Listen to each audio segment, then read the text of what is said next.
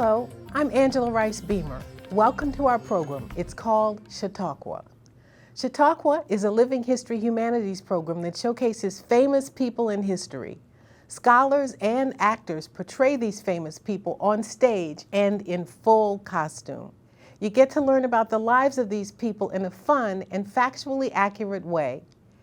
Each year, there's a different theme, and this year's theme is Making Waves. It highlights the importance of the Earth's water and the courageous adventurers who explored it. Water is essential for life. Water sustains life. And tonight's Chautauqua character found freedom on the sea. She was born in the 16th century and became a brave and accomplished sea captain and chieftain of the O'Malley clan. She was a shrewd politician who successfully fought off the British and any others who opposed her. She was a mother, leader, and warrior in a man's world. She was not afraid to shake up the status quo. Tonight's Chautauqua character is the fearless pirate queen of Ireland, Grace O'Malley.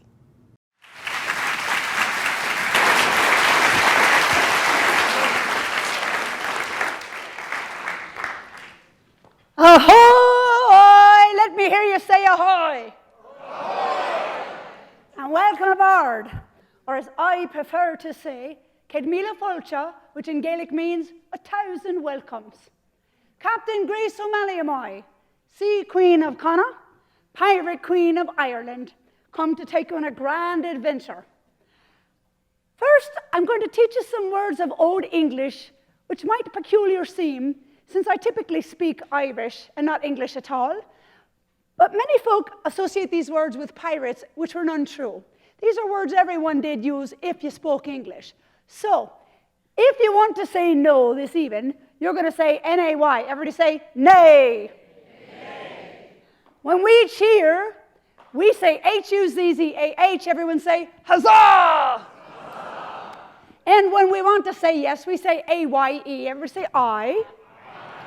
So what does it mean when you say aye, aye? Yes. It just means yes, yes. So raise your hand and say aye, aye if you want to be a pirate. Aye. You mean you want to be horrible and mean and bad? Aye. Oh, well, you're honest. Because, of course, by definition, a pirate is a criminal, someone who steals on the water. And I think most of us do not really wish to do that, but we love the idea of piracy for adventure and for treasure. Now, I always say whether I am a pirate or a trader depends on which end of the cannon you're looking at. And when people say that Captain O'Malley is engaged in piracy, I say, I prefer to call it maintenance on land and sea. So, aye or nay, could a woman be a pirate or a commander of ships? Aye, that she can, and you're looking at her. Not many, I confess. In fact, I know of no others in my time. In fact, it's bad luck to have a woman on a ship, so they tell you. Not if it's me, it's not. But it were very strange how it came about. So, my father was Chieftain Dub Black Oak O'Malley, chieftain of the O'Malley clan. And we are based Belclare Castle, County Mayo, Clew Bay, Clare Island.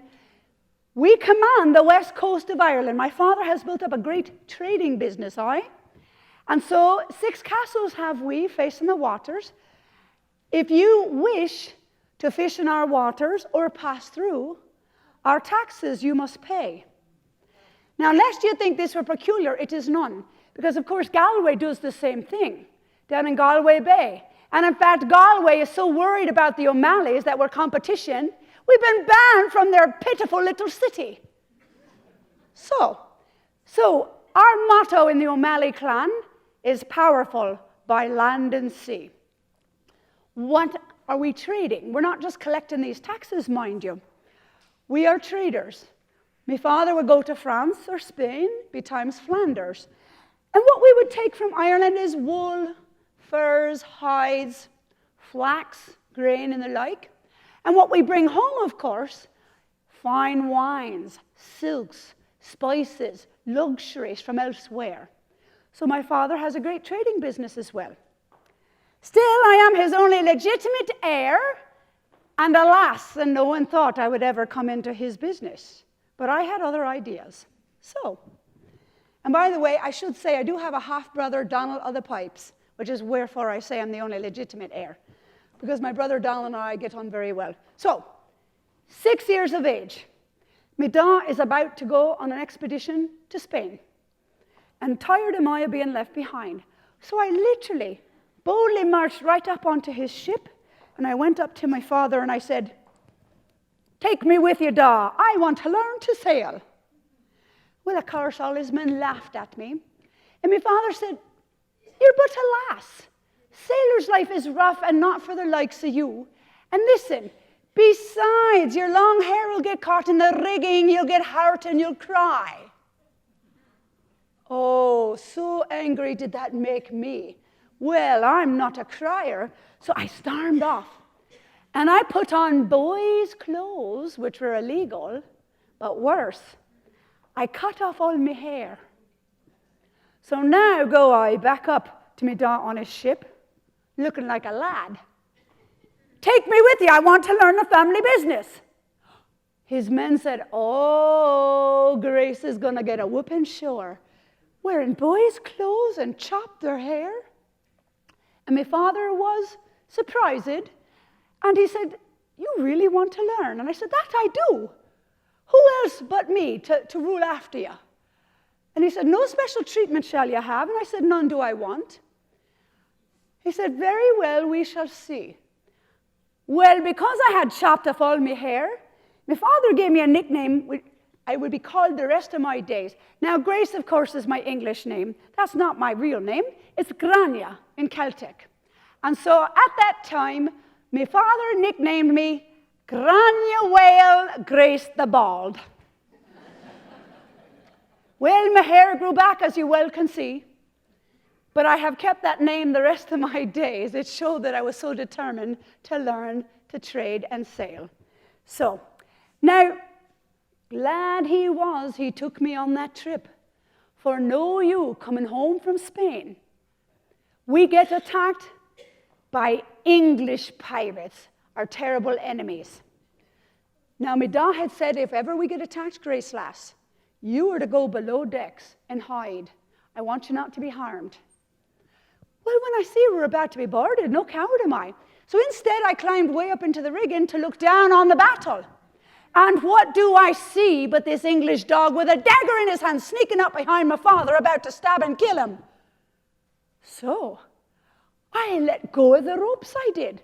Came flying out to the sky screaming like a death banshee, landed on the English devil and knocked him to the deck of the ship. His dagger skittered away, and my father was able to turn round, saved his life. He was able to reclaim his ship. All of this at 6 years of age. So, aye or nay, do you think my father was glad I went along? Aye, that he was. I proved myself straight away. Now, Ireland sometimes has more lenient laws than elsewhere. So eventually, when my father did pass, because I am his only legitimate heir, and my half-brother did not fight me, I become the O'Malley, chieftain of Clan O'Malley, and inherit his entire fleet of ships and string of castles, his great herds of cattle and sheep and horses.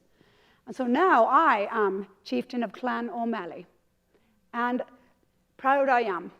So, whether you're a pirate or an explorer or a trader, and that's Trader, by the way, do you think we get to find exciting new lands every day? Nay. Are you finding treasure every day? Nay, by my troth. So if you're an explorer, a trader, or a pirate, what is it you actually have to do every day? What is your job? You're sailing. Oh, you're taking care of the ship because you're sailors. That's what pirates are. That's what traders are. We're sailors, first and foremost. How many of you actually know how to sail a ship? Raise your hand and say, aye, aye. Aye, aye. Oh, we're doomed. Many thanks to those of you who said aye, but I think some of you have needed some learning. Well, I'm looking for more crew, so I'm going to teach you some things you might do on a ship. We'll see how you fare. First of all, you have to know how to climb the rigging. What is the rigging on a ship? The ropes, the lines. Everybody say rigging. Very well. So, get your arms up. No lollygagging on my ship. Get your arms up. We're going to climb the rigging. Ready? Climb the rigging, climb. Climb the rigging, climb. Climb the rigging, climb. Climb and halt. Well done, you're good climbers. I run a clean ship. What do you call it when you mop the floors of a boat? Swab the decks. Get a good stout mop in your hands. Exactly. Well done, you. Ready? Swab the decks, swab. Swab the decks, swab. Swab the decks, swab. Swab and halt. What, you're too good, are you? Listen, landlubber, I'll toss you overboard. You don't get to work. Very well. Now, the good news is this hard work builds our muscles, our pecs. So when I say show me your pecs, I want you to flex and look scary. Now, did anyone really walk around and go, arg, arg, arg? Everyone, nay. What rubbish, of course not. That's stupid. Oh, but it's fun, and we all like to do it. So when I say show me your pecs, here's your only chance. You're going to flex and you're going to go, arr. So crew, show me your pecs. Oh, there's hope after all. Well done. Now you had to hoist the sails. That means you pull down on the ropes so the sails go up. It really looks like you're milking a cow in the sky. So this time your arms are up, but you're going to pull down. Ready? Hoist away, hoist, pull, hoist away, hoist. Hoist away, hoist, hoist, and stop.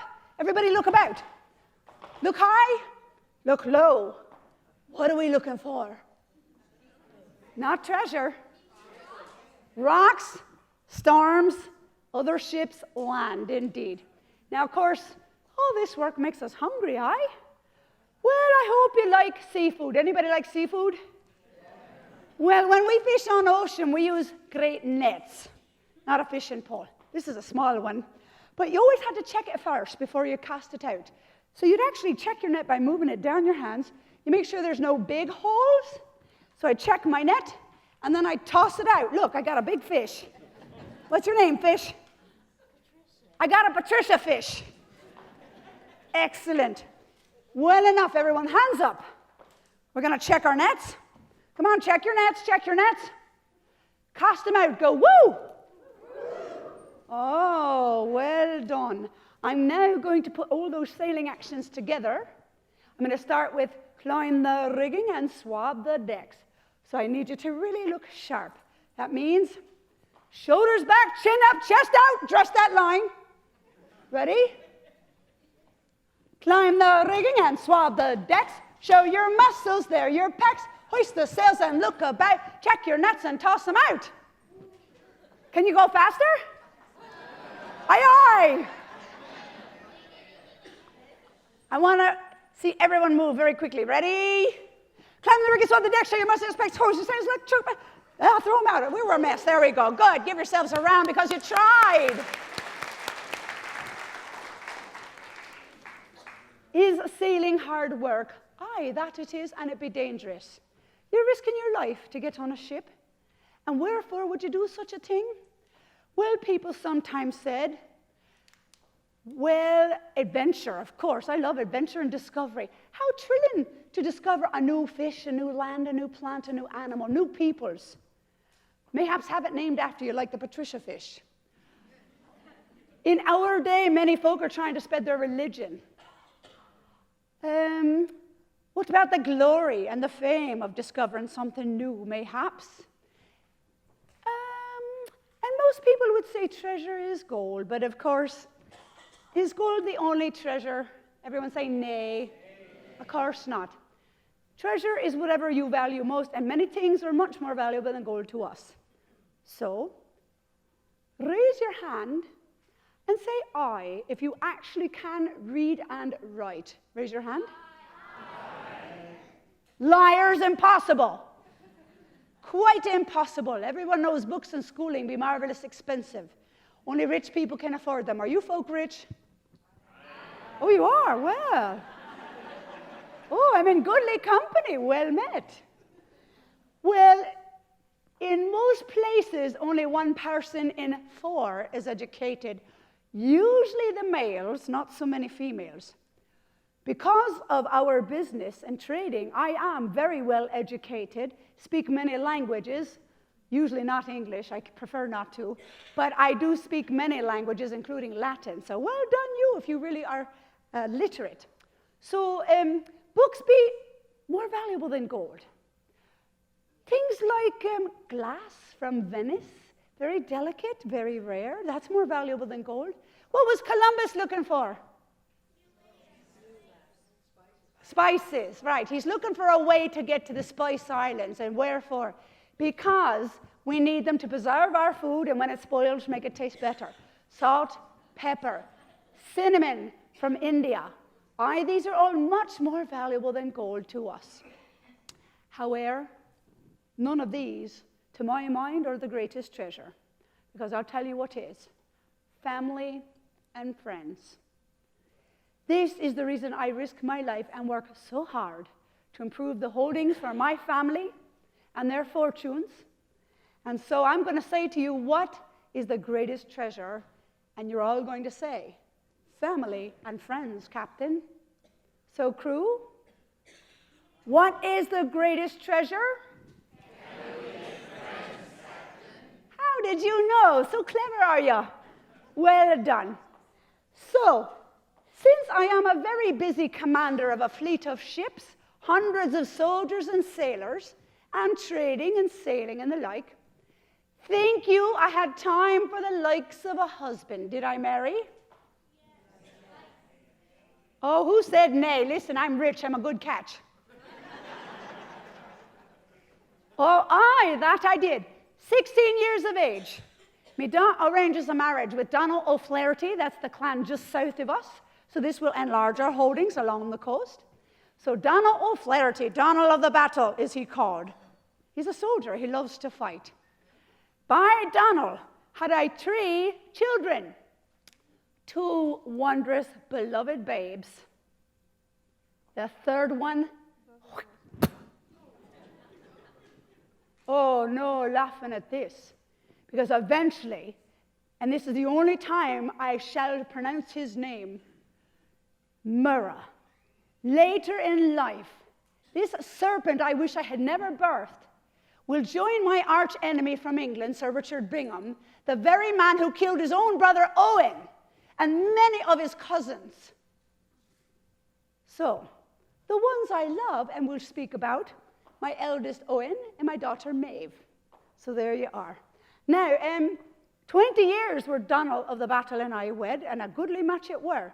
Now, he mostly likes to soldier on the land, which is fine, because I like to fight on the sea and trade on the sea. But eventually, he went after a castle which belonged to the Joyce clan. Mark you, in Ireland, we are all fighting not only other clans, but within the clans when we have to elect a new chief. There is such turmoil. You cannot imagine what a tangled web we weave. Well, he had gone after this castle. And by the way, are there any Joyces here tonight? We have any Joyces? How about McMahons? Oh, you're a McMahon. Behave yourself or this night will be your last. I'll speak of you later.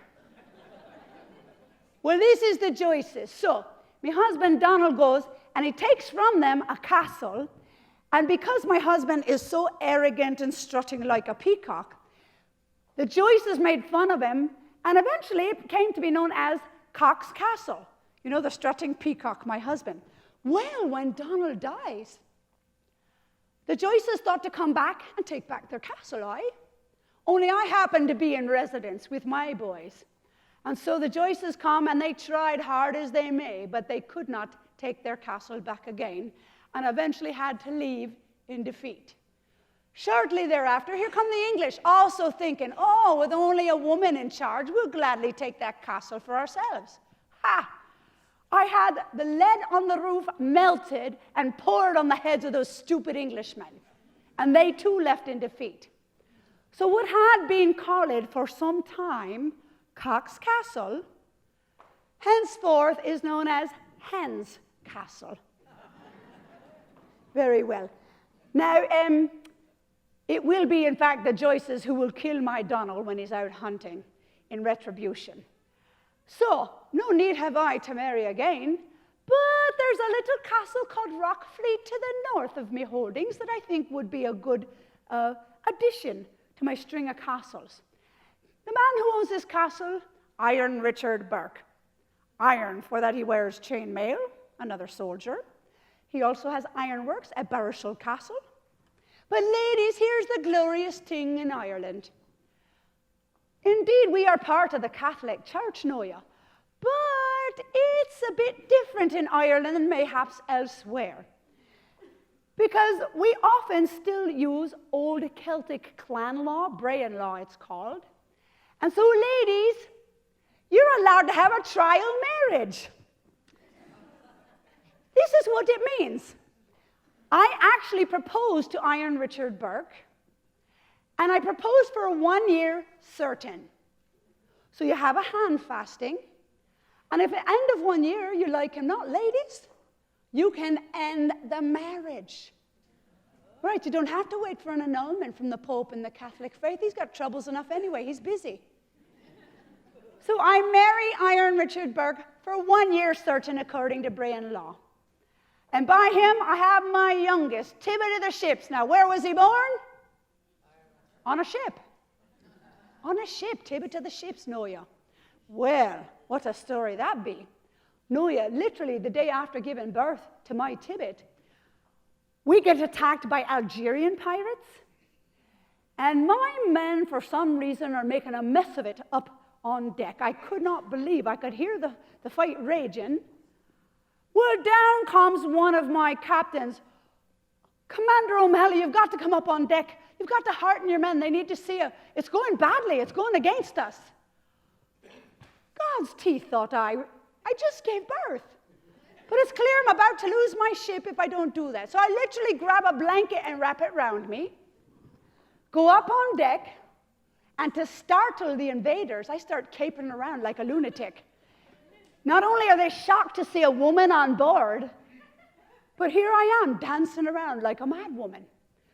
So they all stop in their tracks. So underneath my blanket, I pull out my pistols and I kill them and I take back my ship. Many thanks. And then I went back to my newborn Tibbet. True. So ladies, if you have a more exciting story about childbirth,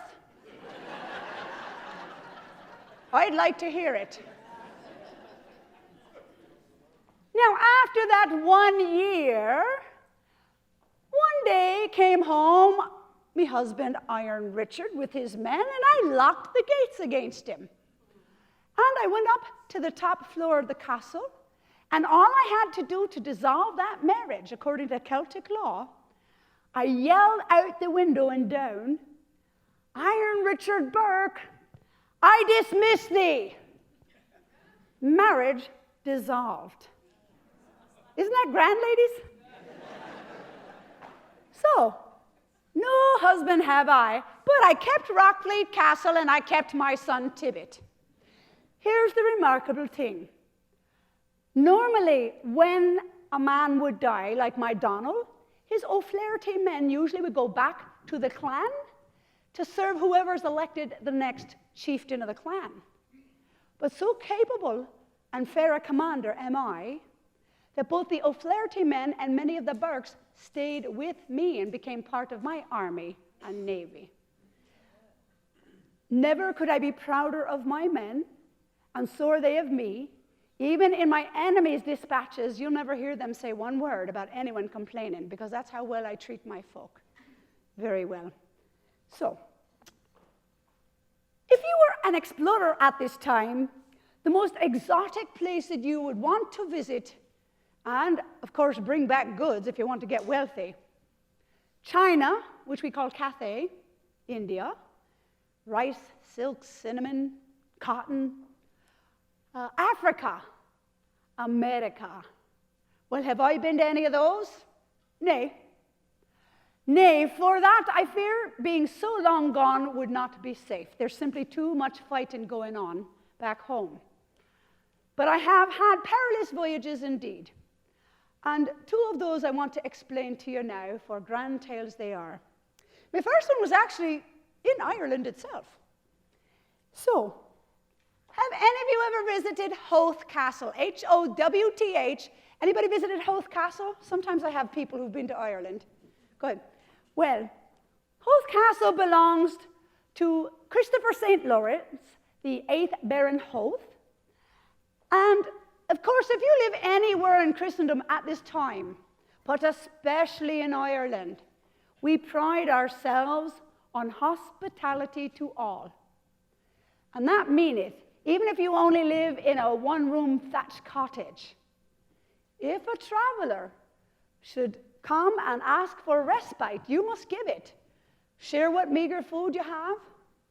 Well, here's the Baron himself, very wealthy. So coming home from Dublin, and his castle is right on the water there, it's the main port. Well, I thought I'd pay a courtesy visit to Baron Howth. You share news and the like. It's just a polite thing to do. Well, when I went up and knocked on the door of Howth Castle, his manservant, this rude varlet, had the temerity to open the door, to look me up and down like I was rubbish. He knew who I was, and he said, "Captain O'Malley, my master is at supper. He hasn't time for the likes of you. Get you gone," and slammed the door in my face. So shocked and gobsmacked was I, near to speechless but furious. And I go storming down to my ship, thinking, what can I do for revenge? Well, as the fates would have it, who's playing in the sand along the beach? His grandson and heir. Now, never would I harm a hair on his head. No matter what the English tell you about me eating babies, I don't do it. Oh, they do. The English say that. But I did scoop up that little lad, put him on my ship, and sailed home to Clew Bay and Clare Castle. Of course, now Baron Howth, beside himself, packs up chests of gold and silver and gets his men and comes sailing after me and comes, contrite. I cry you mercy. Pray you, Captain O'Malley, please harm not a head on that boy's head, a hair. That's my joy, my life, he's my all. He's my only heir. Well, again, even in Ireland, they've heard that I'm ruthless, and so he really was that scared I might kill the lad right before his eyes.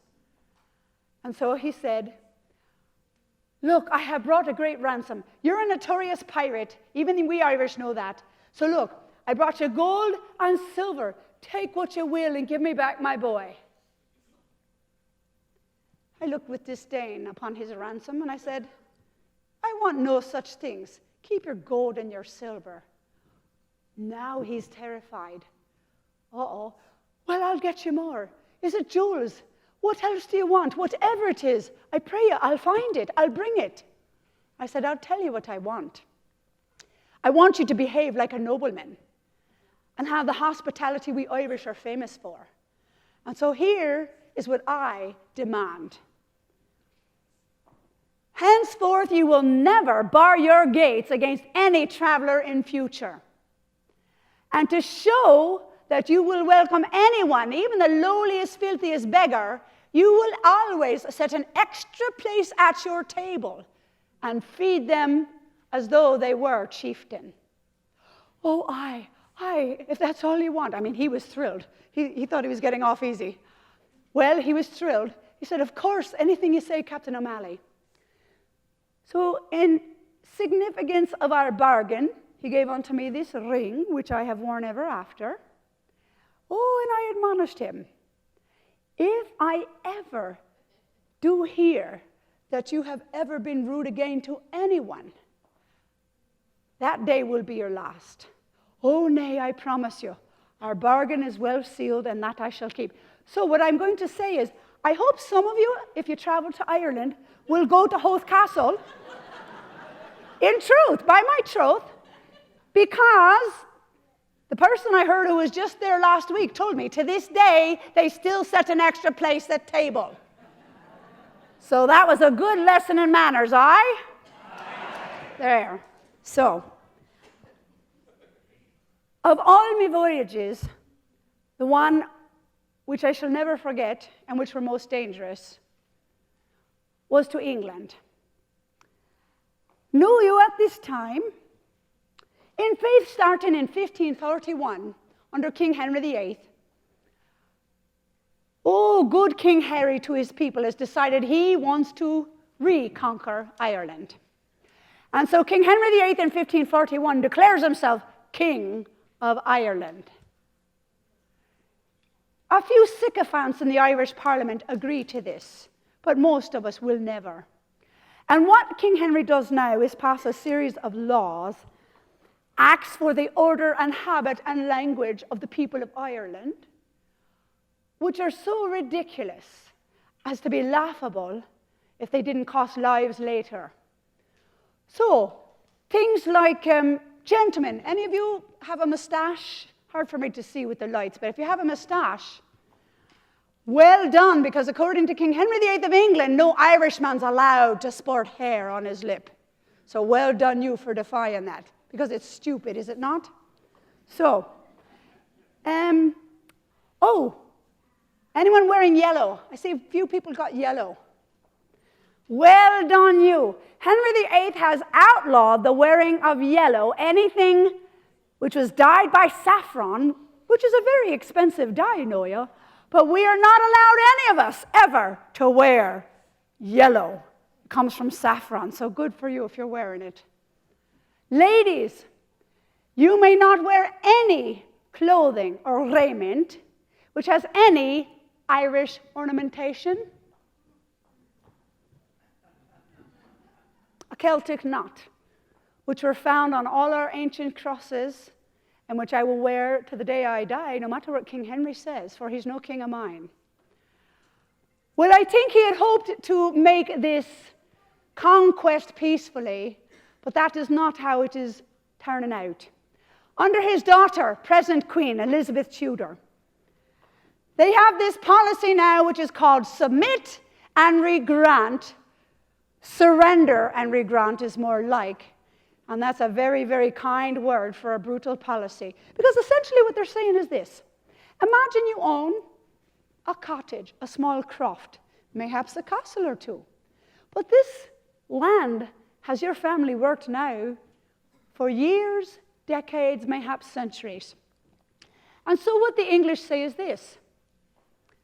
We'll let you keep your home, your lands, your herds, and your lives if you submit to English authority, if you pay taxes to England, and you stop doing anything that looks like ancient Gaelic law, Brehon law.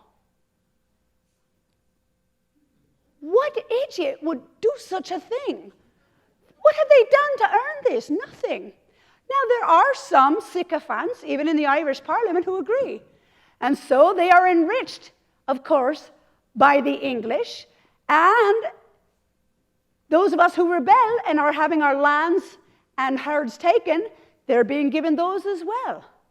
So there are many, many in Ireland who are surrendering to the English policy. Never, as long as I live and breathe, shall I. So, comes to Ireland, appointed by Her Majesty Queen Elizabeth. The new governor of Connacht, which is where I'm from, West Coast, County Mayo, by the name of Sir Richard Bingham. And this is this plague upon my land, which I briefly mentioned earlier. He is ruthless. He has no honor. He's faithless. And Bingham is literally starving the people of Ireland. Anyone who he thinks mayhaps is consorting with rebels who will not submit to English policy, he is starving and slaughtering. And I mean slaughter, massacres. 3 times has Bingham actually been brought up on charges by his own English people. He's considered a devil even by his own. And 3 times is he acquitted and keeps coming back to torture us further. Well, 1576, He and his troops have cornered my eldest son, Owen. Now, Owen had heard Bingham is coming, and Bingham despises the very air I breathe. In his dispatches back to England, he calls me the most notorious rebel in all of Ireland, the nurse of all rebellions. Well, good, I like that well. But to him, I am the ultimate goal, to destroy me and my clan and related clans and adherents. Well, so when he hears my son Owen is in the neighborhood, now look, we know Bingham is not to be trusted. He's got two brothers who are also sheriffs locally, and they will kill you as soon as look at you. We trust them not. So my son Owen, hearing here comes Bingham's brother at this point, this is George the sheriff, he ferries himself and his people and his herds over to an island, thinking to put a bit of distance for safety's sake. Along comes Sir Richard. Sends word across the water to my son Owen, you have to quarter my troops. In other words, you have to feed and put up the troops. And Bingham is known for purposely telling his men not just to eat what they need, but to take every last piece of grain, every cow, every sheep, to starve the people. And this is what he's been doing. We know this well. But my son Owen is a man of honor, so hath he been raised. So my son Owen said, I will bargain with you. I will sell you some of these at a fair price, and I will help certainly feed your soldiers, thinking to make a peace with Bingham. Trusting as my son was, he ferried Bingham and his army of English troops over to his island, thinking to deal fairly. Well, no such thing. Because, of course, Bingham and his troops literally take every single animal, and I mean 4,000 cattle, 1,000 horses, another 1,000 sheep, left nothing for anyone else, so you can go hang and starve in their eyes. They call us beggarly thieves anyway. And then, not only did he not bargain with my son, he took my son and his men and slaughtered them mercilessly. Unarmed men who had agreed to treat with him. I despise this man more than I can say. And I was going to go back to my home base to raise some more troops to come back and get him once and for all, when I was betrayed. Someone I thought was loyal to me said, Captain O'Malley, he knows, of course, you're going to go back to Clew Bay. You need to leave with a very small force so you can swiftly move and escape capture. Well, foolish me, stupid like my son, I leave with only a few folk, and I'm captured, I'm betrayed. Now there's no one to fight him. So now I'm captured by Bingham as well. Locked up in a castle with many of my clansmen. Bingham could not be more pleased with himself that he's going to kill the foul, traitorous Captain O'Malley. He's building a special gallows to hang me. You're all invited to come see the spectacle. So in truth, I was planning my last days, thinking my funeral was coming forthwith. On the day of my execution, when the sun did rise, it was fair and beautiful, and I thought my last. But proudly I marched to that gallows, although of course they had stripped me of any of my finery and my Irish ornamentation. When, in truth, a shocking thing transpired. My daughter Maeve is married to another Richard Burke. They're all related, very confusing. But my son-in-law, who's known as the Devil's Hook, he comes and presents himself right to Bingham and said, let my mother-in-law go. I will guarantee her future good behavior, and I will remain your hostage. But I pray you do not kill the chieftain of our clan. That were too much. Now, for the life of me, I cannot imagine why Bingham would agree to such a thing, except that he thought he'd catch me again quickly. But he actually agreed to the bargain, and I made haste and away. And so I was saved. But eventually, as I mentioned, that other viper that I birthed, he joined up with Bingham. After Bingham had killed my son, imprisoned me, nearly killed me. So, this is the way of things. Bingham, as I mentioned, is tried several times, even by his own folk. He's recalled to England because his excesses, his brutality, his wanton slaughter of women and children, which were completely uncalled for. But he keeps getting acquitted and coming back. So now, 1590s, here comes Bingham, angrier than ever and more determined than ever to stamp out any Irish resistance. And so, in fighting, he manages now to capture my Tibbet, my youngest, who is a man grown, no baby is he. He also captures Donald, my half-brother. And now, he's very proudly crowing that they're about to be hanged. Come and see that. Well, this were too much. I had earlier on been writing to Queen Elizabeth's Secretary of State, William Cecil Lord Burghley, detailing Bingham's atrocities. Not the only one. I know others, even the English, are also telling Her Majesty. I truly believe Her Majesty, Queen Elizabeth, does not understand how terrible he is. And if she were to know the truth, mayhaps we get a fair governor in Ireland. So I had already written protesting the many lands of mine he's stolen, my cattle, that he's starving us, that he's making it impossible to even trade fairly. At any rate, Burghley sends back a list of what's called 18 interrogatories, questions. Essentially, Her Majesty wants a detailed inventory. My relationships, my husbands, my lands, what am I claiming, my herds, and what am I saying that Bingham has stolen? And so in Latin, I sent a very detailed, we love to talk about our ancestry and our lineage. So I sent back very detailed answers in Latin. But now, my son and brother are about to be killed. And I thought, this takes drastic action. I'm going to go to England. Well, needless to say, my clansmen said, you cannot go. Clearly, if they agree that you're going to see the Queen, never shall you see her. It's a trap. They simply want to capture you. There is such a bounty on your head. Anyone would be rich the rest of his days to say he captured Grace O'Malley, the Pirate Queen of Ireland. I said, what other recourse have I? I must sail to England to meet with the Queen herself, to demand the release of my son and brother. So, against my clansmen's wishes, I took a ship. I had sent word ahead to Burghley, who had seemed to me fair and open, and I'd said, I am coming, and I hope to have an audience with the Queen. So now, literally, I evade the patrol boats on River Thames, and I managed to sail up to Greenwich Palace, where I hear Her Majesty is in attendance and hearing petitions. Well, when I set foot on English shore, first of all, it's been 20 years since an Irish chieftain has ever set foot in England. And of course, what they have heard about me is that I am a witch and a devil, and I might as well have been from China for all. They couldn't imagine that here comes Grace O'Malley herself onto English soil. So they were gawping and gaping at me because, I don't have a tail and horns like the devil, which is what they'd heard. But I'll tell you, they stepped back right enough, which made me happy. So, at any rate, Burghley had sent word that I was to be given passage into the palace. So go I into the palace to meet Her Majesty, Queen Elizabeth herself.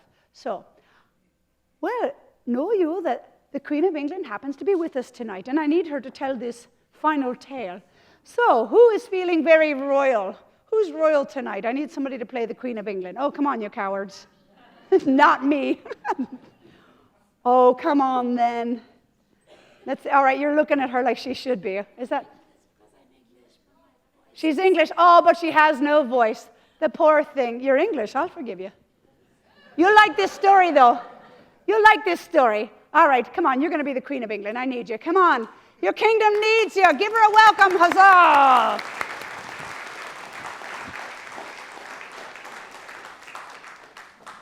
My lords and ladies, most honoured guests, very pleased and proud am I to present Elizabeth Tudor, by the grace of God, Queen of England, Ireland, says she, and Wales. God save the Queen. Give her a cheer, huzzah! Give her another. Oh, well. Oh, alas, after my own heart, I admire your spirit. But you're a bit shorter than I thought she was, and you're wearing breeches. Well, now, of course, when I mentioned earlier that King Henry had outlawed the wearing of saffron by the Irish, of course, that's not completely beyond the pale, because, of course, we do have clothing laws. And one of those says that only royalty is allowed to wear the color purple. Who's wearing purple? If you got on purple, are you a king or a queen? Best to say I, because we can lock you up for wearing a color above your station. Only the queen is allowed to wear purple. So here, Your Majesty, we'll give you a lovely velvet so you look more like the queen. Very well. Good. It's your lucky night, eh? Yeah. Where's my crown? Do you hear this? She says, where's my crown? By God, she is a queen. There we are. Close enough. Very well. You get that presently. No, first you need your hallmark of Elizabethan fashion. Right. This lace collar, and this is imported lace from France, England and Ireland were not making lace at this time. So, what do you call that lace collar? What did you call it? Somebody got it right, but somebody added some extra. Listen, of course, it's the same thing as what a dog says, a ruff. Everybody say ruff. If you ever see anyone with a ruff, you know two things. One, they are rich. That's imported lace, and indeed only nobility are allowed to wear them. But number two, I have heard your vein, and apparently 'tis very true. But well, you should be. A fine commander in your own right. But the other thing is, if you see a ruff, you know they are from this time. This is the hallmark of Elizabethan fashion. Now, Your Majesty, of course, I'm going to give you a crown. She's very demanding, this one. Here you are. Ah, there you go. Lovely. Very well. So, there's Her Majesty Queen Elizabeth. So, you feel taller already, see? Very well.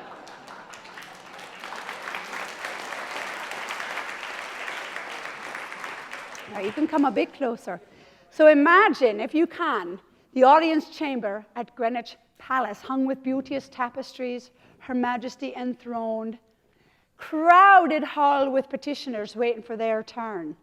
But when word gets out, Grace O'Malley has come to meet the Queen, they make way and an aisle for me to approach.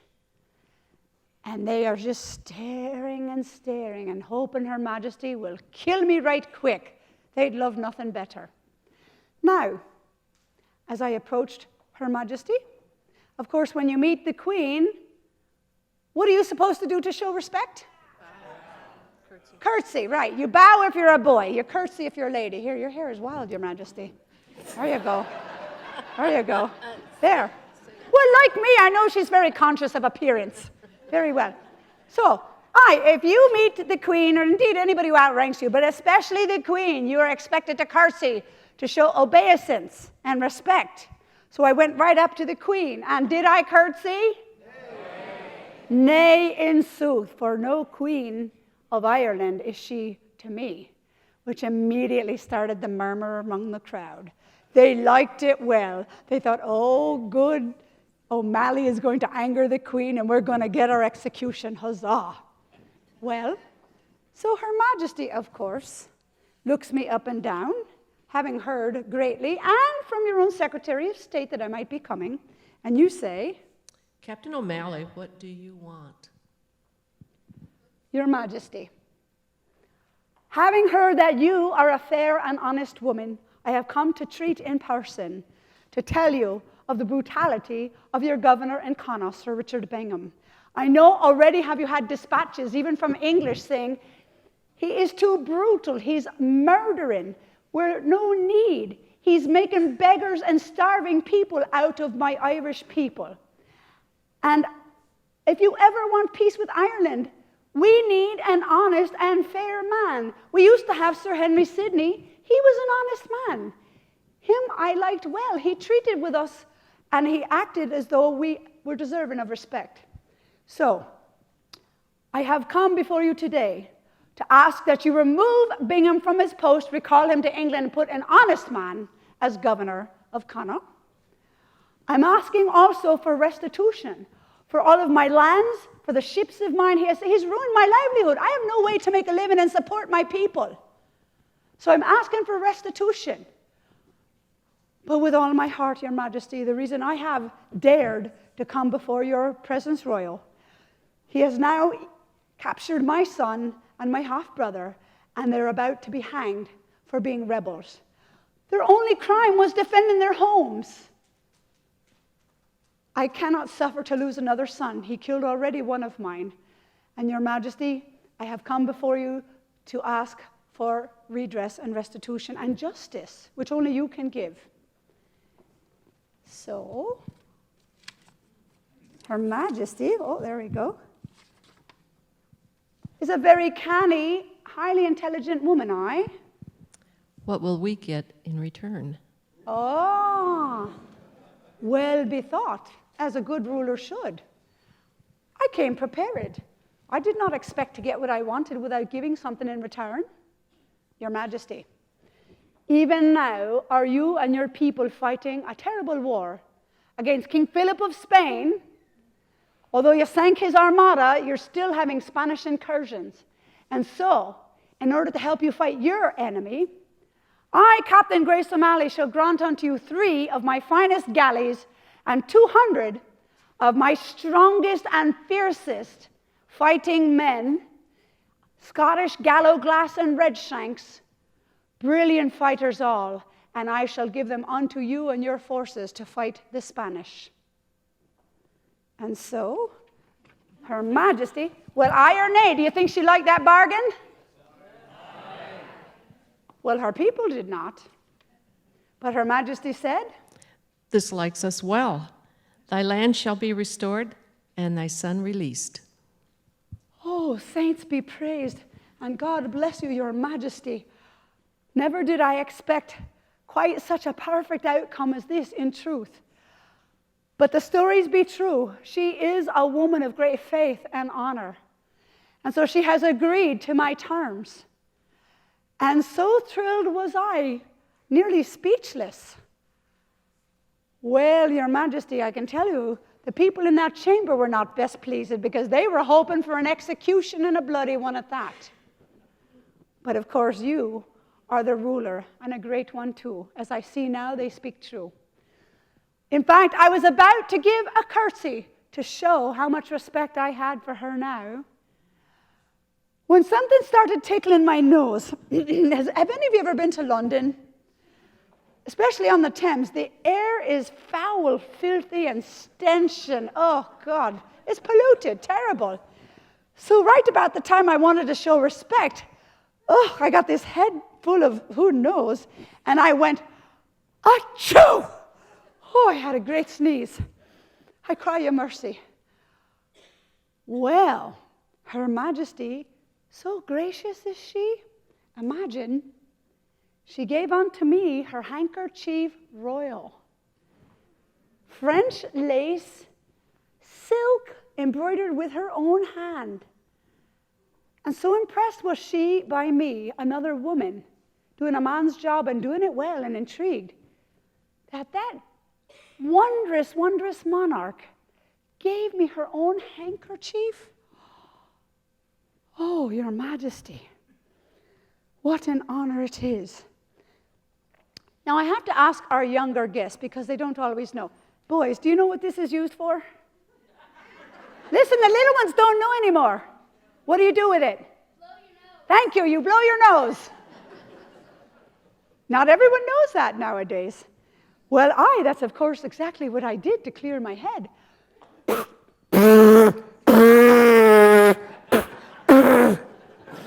Oh, and now of course it's filthy and soiled. Oh, what to do? Well, I decided to throw your handkerchief, Your Majesty, into the fire and burn it. Exactly. Now the entire chamber erupts. They're angry and screaming. Let me hear you. How dare she? Oh, my heavens. They could not believe my audacity. I burned the Queen's gift. And Her Majesty was wrath as well. She was so angry, she shook her fist. She looks angry. Stop smiling. She stomped her foot. You know she has that Tudor temper. And so furious was she yelled, How darest thou? "Oh, but your majesty, it was so filthy dirty." Well, honestly, do you mean to tell me that an English person would use that thing a second time? Because if you would, I suppose we Irish have much higher standards of cleanliness than you English. Exactly. And now they're howling for my blood and delighting they're going to get their execution. And Her Majesty was so taken aback at first, she knew not what to say. But then the most wondrous thing happened. Queen Elizabeth started to laugh. Exactly. It's true. And of course, as you see, when the Queen laughs, everyone has to laugh, whether you want to or not. And so, no harm was done after all. Our bargain was made. Into my own hand, she has given a letter written by her hand royal to directly give to Bingham about his dismissal. Nothing gives me greater pleasure and relish. And I was able to depart an ally of the great Elizabeth. And departed I with great thankfulness and with true protestations that, Your Majesty, for the rest of my days, me and mine will serve you, a dutiful subject shall I be, and anyone who will fight you is now my enemy, and I shall fight them. God save the Queen! Give her a cheer, huzzah! You're a fine leader, you are. Oh, delightable. There you are. See, now you're English, you have to curtsy to her. There you go. 'Tis well? Ah, yes. There, we'll let you go back to your improper raiment. There you go. Your breeches. Women in breeches.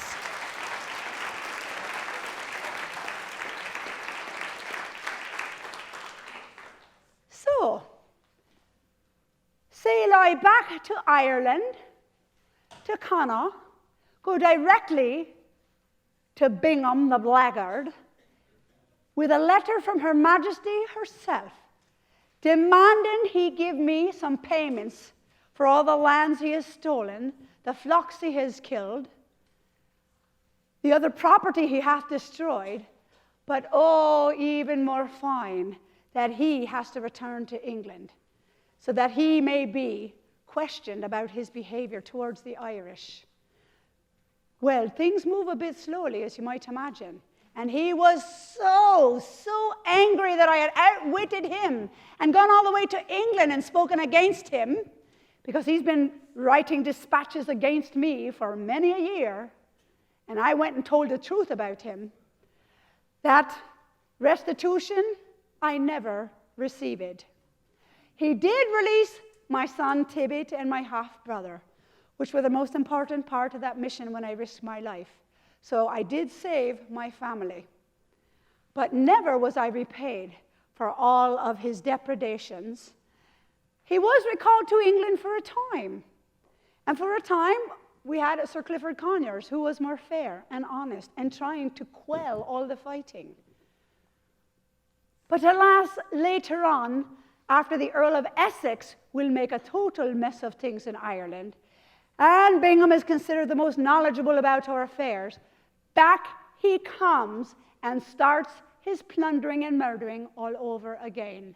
And once he returned, that is the end of the bargain with the Queen.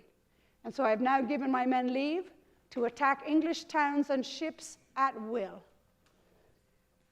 Well, we tried for a time, and all I can ever hope for is peace, although I see it not coming anytime soon. I should very much like to go back to doing what I love most, which is indeed sailing and trading. I'm tired of fighting, we all are, and struggling to survive and to eat. So I heartily hope that peace will come to not only us in Ireland, but to all of ye, and to the people of England and Spain. And in the meantime, because I am still sailing and fighting, I do need more crew, which means I have to come back to all of you lot tonight. So I just want to do one more test to see if you are goodly sailors and you can pass muster and can set out on my next voyage. So I want to see if you know your parts of your ship. Do you think you know the parts of a ship? Aye. So let's imagine up here that is the front. And what do you call the front of a ship? Aye, the front of the ship is the bow. The back of the ship is the? Stern. The left of the ship? Excellent. And the right of the ship? Starboard. But wherefore? Why is it called starboard? Do you know?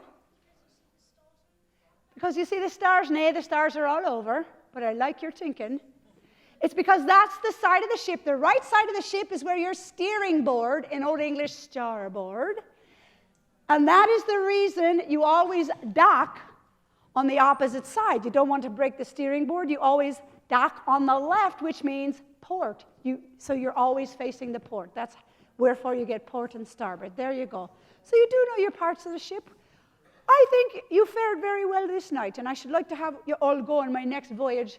I hope to sail to France this time. Vous parlez français, oui? Oui. C'est excellent. Je l'aime bien. Je crois que c'est la langue la plus belle. So, we're going to sail to France. Pack your bags and be on the docks at 4 a.m. We'll only be gone 4 to 6 months, I think, me. But I have to swear you in as me crew. This is not just pirates. Most of you could not actually read and write, so if you were going to sign on, you had to either make a mark or be sworn in verbally. So I'm going to swear you in as my crew. So I want you all to raise your right hands and repeat after me. Everyone say, I promise to work hard and always to obey. And promise to be kind to each person every day. Now let's see if you remember your old words. How do you say no? Nay. How do you say yes? Aye. And how do you give a fine cheer? Huzzah! Give yourselves a great round of applause.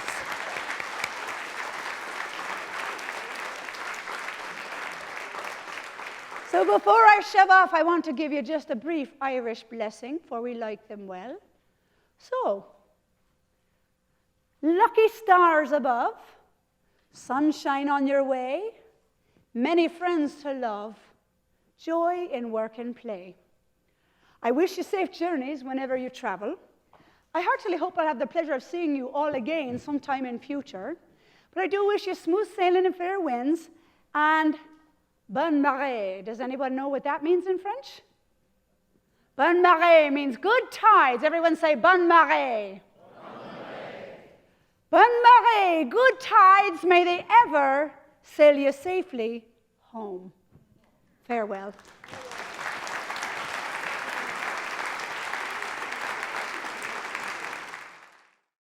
We're back. Thanks for joining us. I'm here with Mary Ann Jung, who has just performed as Grace O'Malley, the Pirate Queen of Ireland.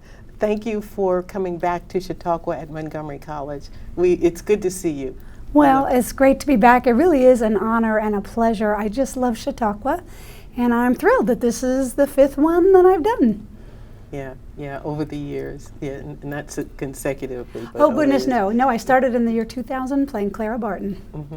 And we've enjoyed all of your characters very much. Thank you. How did you first hear about Grace O'Malley? We don't hear about her so much in history, so how did you learn about her? Yeah, as astonishing as she is very little known. I think 16 years ago at the Renaissance Festival, I wanted to create a children's pirate show. But being a historian, I always want to teach. And so I was hoping that there was some female pirate out there who I could use as a way to teach about sailing and other things. And I had just started researching, and there were very few women pirates. And then I learned about Grace O'Malley, and the more I read that she not only commanded a fleet of ships, hundreds of fighting men, chieftain of her clan, commands the west coast of Ireland, I thought, now this is a great example. This is not like the later pirates, Anne Bonny and Mary Read, who basically were just chasing a man, and that's why they dressed up like boys and went on the ship. To me, that's not as exciting. And so I first learned of her when I wanted to do something for children about pirates, but I also, as a historian, I needed to have something that was a good role model. And I teach a lot about sailing too. Okay, okay. And she came from, both of her parents came from they were chieftain clans. And how did she get that leadership that she developed, or that she possessed? So yes, her mother and father were cousins. That was often the case. They were both from the O'Malley clan, but her father, Dub O'Malley, was chieftain of Clan O'Malley, had developed a wonderful trading business with France and Spain, and commanded the waters off the west coast of Ireland, one of the few seafaring families. Grace was his only legitimate heir. She did have a half-brother, who's always called Donald the Pypes. I suspect had he wanted to take over the clan leadership, he probably could have done, but he seemed to have not had any interest. While Grace, at a very young age, had proven to her father that she wanted to learn to sail, that she was capable of working hard. And so eventually, and in Ireland they do have slightly more relaxed laws than elsewhere at the time. And so once her father died, he was more than happy to leave his castles, his fleet, his herds, all of that to her, because he knew they were in capable hands. What a responsibility. How old was she when he died, approximately? You know, her father actually lived quite a while. So while she's married to her first husband, Donald O'Flaherty, she is still not only helping her father with his business, but she's really building up her own strength and support through her husband's followers, her own soldiers. It wasn't in competition with her father, but with her father's blessing, she was already developing her own ships and fighting force. Her father survives for quite a long time, actually, although you didn't hear much about him later in the accounts, because she obviously becomes a force to be reckoned with very early on. And she engendered loyalty from the followers she had, for the most part. Yeah, that's what's really, really amazing, is that a female leader clearly had to be not only commanding, but she had to have a certain amount of charisma. Otherwise, any of these men could have gone and fought with their own clans. You were supposed to serve your own clan. And so when her husband, Donald O'Flaherty, died after 20 years, most of those men did not go back to the clan, to their next chieftain. They stayed with Grace. So she clearly was treating them well.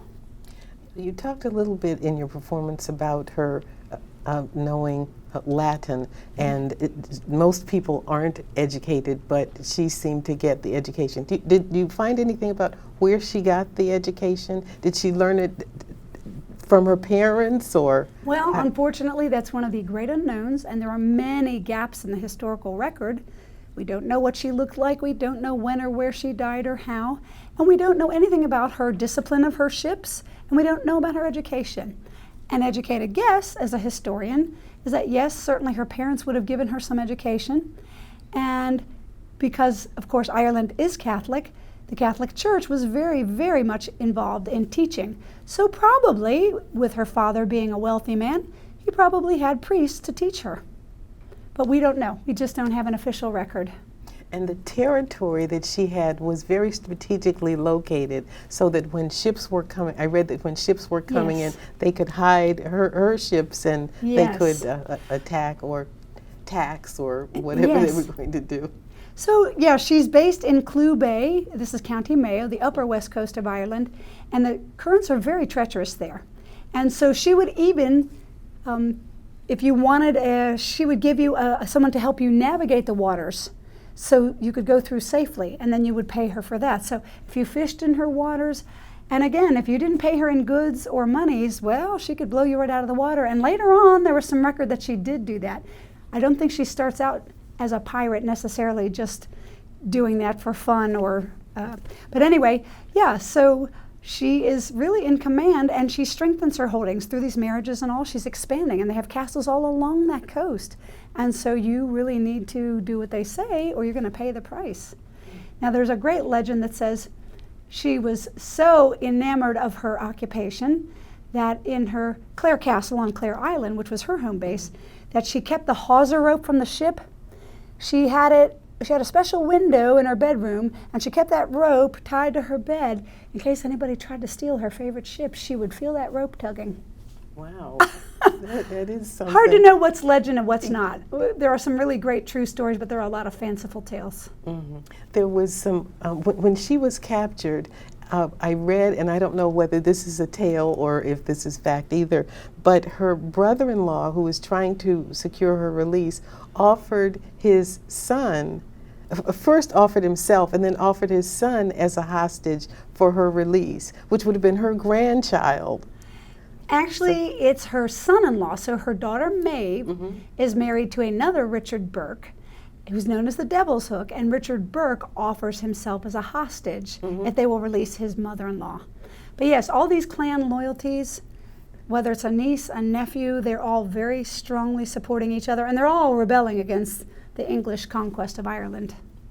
Now, I don't know when it started, but there is a resurgence about her. There are films, there's lots of stuff on YouTube, and I happened to see a production, a theatrical production, a musical with lavish sets, costumes, and excellent singers who were performing. I don't know, I couldn't identify where it was, but it does exist, and it's called Pirate Queen. Yes, there was a musical on Broadway in the 1980s. It did not do well here in America. I've heard it actually did fairly well in Europe. And I haven't gotten to see it myself. A friend of mine who saw it felt it was a little lacking, which is why it closed.